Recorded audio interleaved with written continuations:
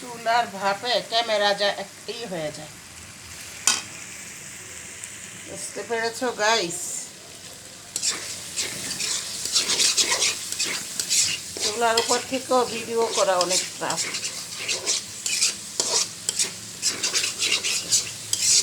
তো আমি মুরগির মাংসটা কষাচ্ছি। মশলাটা আমি সব দিয়ে নিয়েছি। তো মশলাটা দেখাবার প্রসেসিং এত সময় হয় নাই।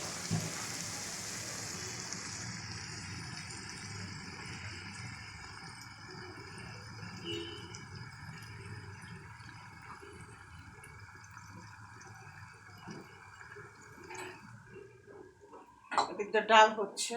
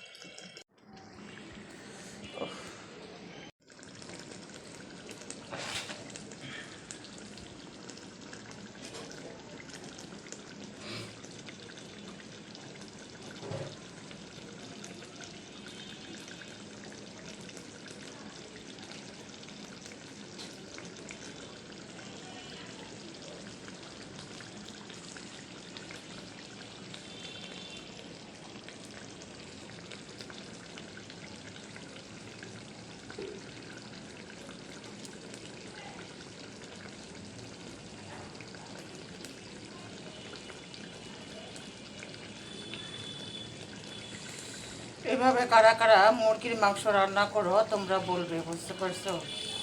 তো আমি সবসময় বড় মুরগিটাই নিয়ে আসার চেষ্টা করি।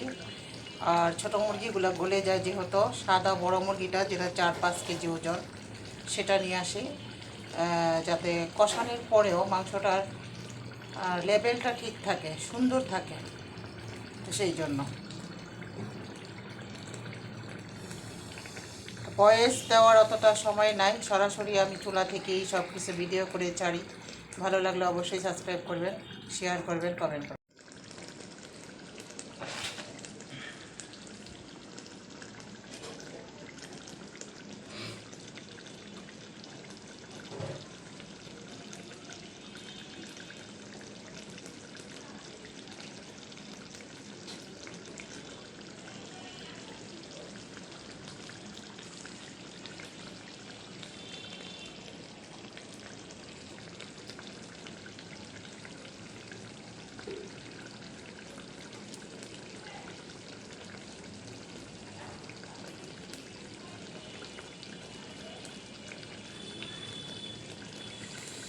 এভাবে কারা কারা মুরগির মাংস রান্না করো তোমরা বলবে, বুঝতে পারছো?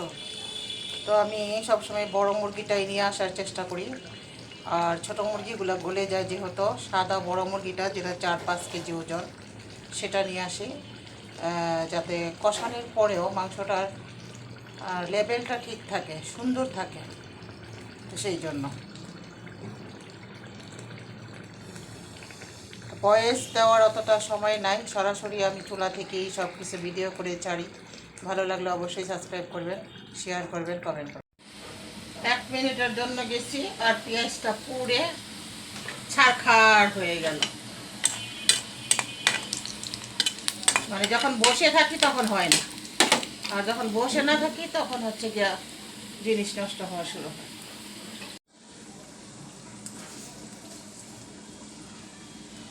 এটা হলো ডালের ফোড়ন।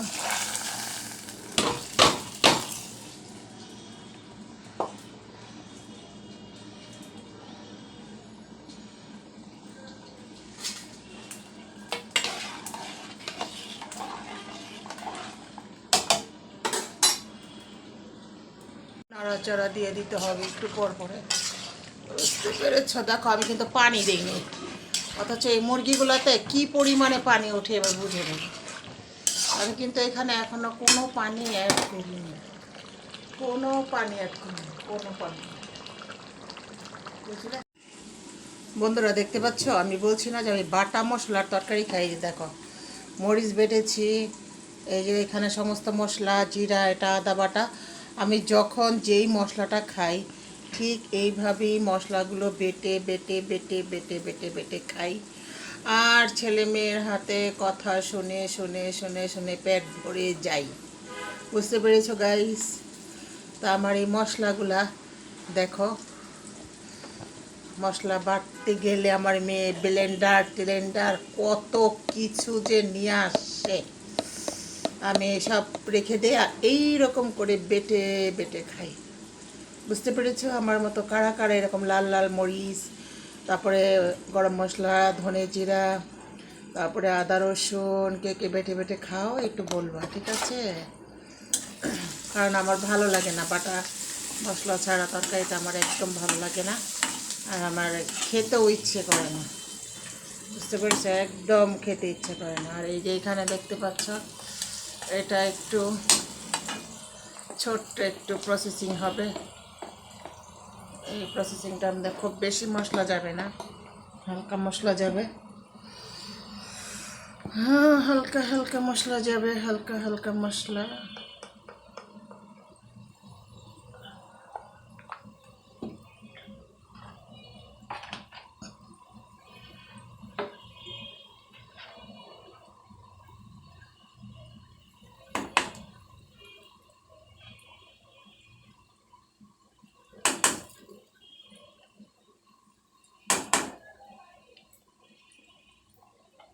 সব কিছুই হালকা।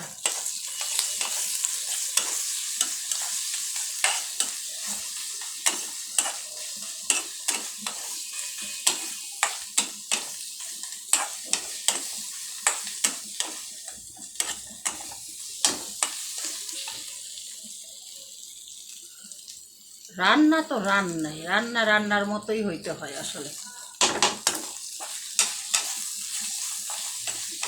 তো কোর্স পরবর্তী রান্নার কোনো বিকল্প না, রান্নার প্রসেসিংয়ের কোনো শেষ না।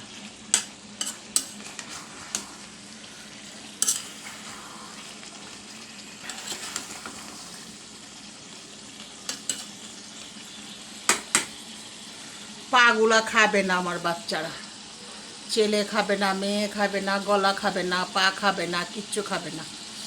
এগুলো আবার আলাদা রান্না করতে হচ্ছে। বুঝতে পেরেছ বন্ধুরা? তো দেখতে থাকো।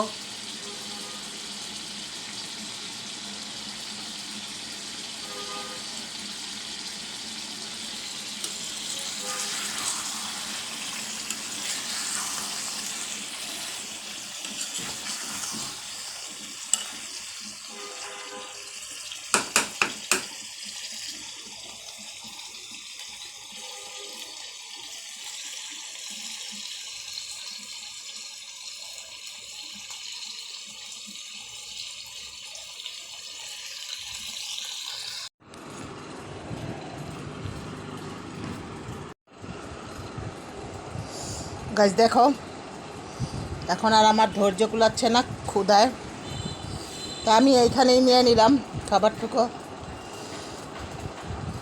মুরগির ডিম ভেড়েছিল, এই যে ডিমটা, বুঝতে পারছো? এই যে পা, কে কে খাবার চলে আসো যারা পা খাও আমার মতন। আমার সাহেব বলবে যে তুমি শুয়া শুয়া খাও পানি, শুয়া শুয়া ওষুধ খাও, শুয়া শুয়া সব কিছু খাও, তো তোমার গলায় ঠেকবে, সারাক্ষণ আমার বলতেই থাকে। তো যাই হোক, এই দেখো কলিজা আমি তেমন খাই না, তারপরে আজকে একটু নিলাম, ভাল লাগলে খাবো আর কি। আমার মতো কে কে এরকম গামলায় খাও, চলে আসবা, বুঝতে পেরেছ? একটা ডিম বের হয়েছিল, ডিমটাকে আমি প্রসেসিং করে দিয়ে দিয়েছি মুরগির গোশতের সাথে, রান্না করে ফেলেছি, বুঝেছ? দেখো ডিমটা কি সুন্দর, ডিমটা বুঝছ? এরকম পা খাবে কে কে, পা চলে আসো। তো দেখতে থাকো বন্ধুরা, আল্লাহ হাফেজ।